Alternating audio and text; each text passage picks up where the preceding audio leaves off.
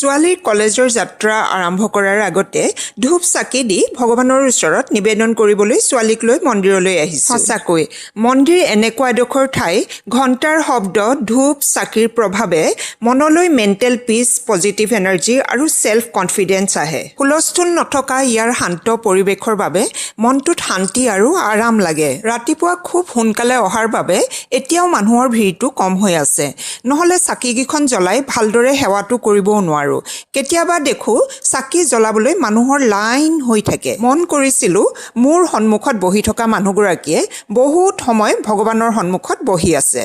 মানুহৰ জীৱনত অনেক ধৰণৰ সমস্যা আহে। উপায়বিহীন হৈ সেই সমস্যাৰ সমাধান পাবলৈ মনত শান্তি বিচাৰিয়ে ভগৱানৰ ওচৰলৈ আহিব লগা হয়। মন্দিৰৰ পৰা ঘৰ আহি পালোহি। ছোৱালীয়ে মাছৰুম খাই খুব ভাল পায়। বহুত দিন হ'ল আনি থোৱা এই মাছৰুমৰ টিনটোৰ কথা মনত পৰাত দুপৰীয়া বনাবলৈ উলিয়াই ল'লোঁ। দুপৰীয়া ভাতৰ কাৰণে গ্ৰেভি মাছৰুম আৰু দাইলখনৰ বাহিৰে আজি ফ্ৰাই, চাটনি, চালাড একো বনোৱা নাই। আজি ভাতো সোনকালে খোৱা হ'ল। ভাত খোৱাৰ পাছত অলপ সময় জিৰাই 4টা বজাত আকৌ দুইজনী ফেঞ্চিলৈ আহিলোঁ।